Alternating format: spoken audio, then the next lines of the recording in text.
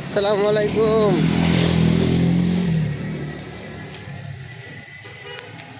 এ কি আসসালামু আলাইকুম দিলাম, পাশ দিয়ে হুন্ডা গেল এমন ভাবে মনে হয় যে আরেকের তো।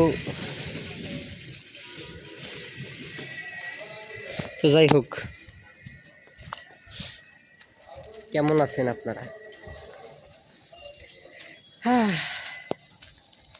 এনার্জি এতদিন লো ছিল, আবার এনার্জি জুগাইয়ে আবার ভিডিও করতে আসলাম।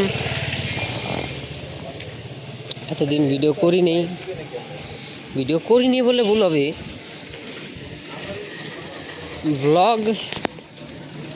আমার ব্লগ কোনোদিন মিস যায় নাই, আর আশা করি যাবেও না কোনোদিন। এটা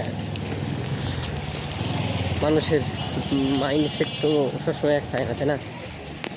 আচ্ছা, বাসার ভিতরে যাই দেন, কিছু ঘটনা শেয়ার করি আপনাদের। ওয়েট, তো বাসায় চলে আসছি। এই আমার পরিচিত পরিচিত বলতে কি, আমার বারান্দায় যে, আর আমার ভিডিওর স্টুডিও। তো যেটা বলতেছিলাম, এই কয়দিন আর কি, যেহেতু মানে আমার ভিডিও স্কেডিউল দেওয়া থাকে ইউটিউবে, তো আপনারা ওইভাবে আসলে গ্যাপটা বুঝতে পারবেন না। আসলে যারা ডেইলি ব্লগ করে, হ্যাটস অফ প্রো। মানে একটা মানুষের মেন্টাল হেলথ, একটা মানুষের কেমন কি যায় না যায়, আসলে এগুলা এরপরও এগুলা মেনটেন রাখে যারা এই যে ডেলি ব্লগগুলা করে, আসলে এটা খুবই অ্যাপ্রিসিয়েট করার মতো একটা জিনিস। ঠিক আছে, আমি যে করি, ঠিক আছে, আমি এটা মানি। আর এই যে দেখতেছেন যে আমার আর এটা ছেলে, এখন আমি এটা সওয়াল মানুষ, বয়স প্রায় 23-24 কাছাইছে। এখন কি নিয়ে টেনশন থাকতে পারে বা কি নিয়ে মেন্টাল হেলথটা খারাপ থাকতে পারে, এটা অবশ্যই জানেন। আর বিগত 2 থেকে 3 দিন আগে টিকটক একটা স্ট্রাইক পড়ে, মিজাজটা পুরা খারাপ হয়ে গেছে। মানে এত কষ্টের টাইম,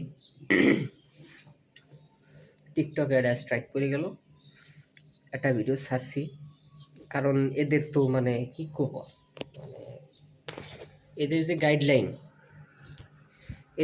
যদি ফলো করতে যাই, ঠিক আছে, মানে ওই কিছুই ছাড়া যাবে না, এরকম একটা অবস্থা। আর ওই ভিডিওতে আমি তেমন কোনো কথাও বলিনি, ওই ভিডিওতে কোনো কথাই বলিনি আমি।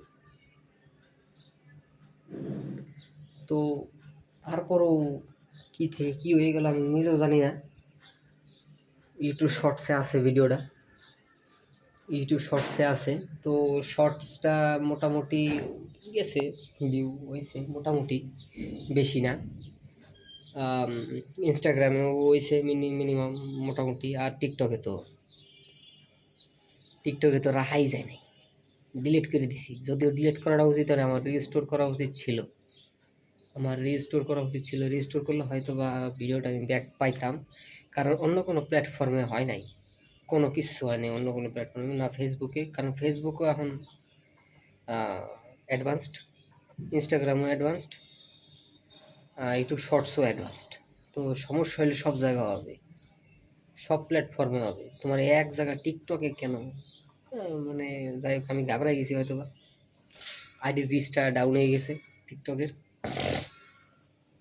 তো এরপরে কালকে একটা ভিডিও ছাড়া হয়েছে ফেসবুকে। ওই ভিডিওটা আমার পেজের, এই যে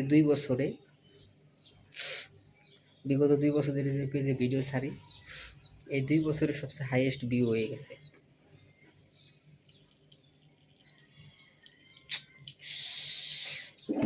ভালো লাগে, আসলে ভালো লাগে, ভালো লাগে যখন এত কষ্ট বা এত মেন্টাল হেলথ, মানে এগুলো চাপা রাইখে যখন এগুলো করি, আর এগুলো যখন মানে এটা মানে কষ্টের ফল যেটা বলে, এটা কম আইছে, তুলনামূলক কম।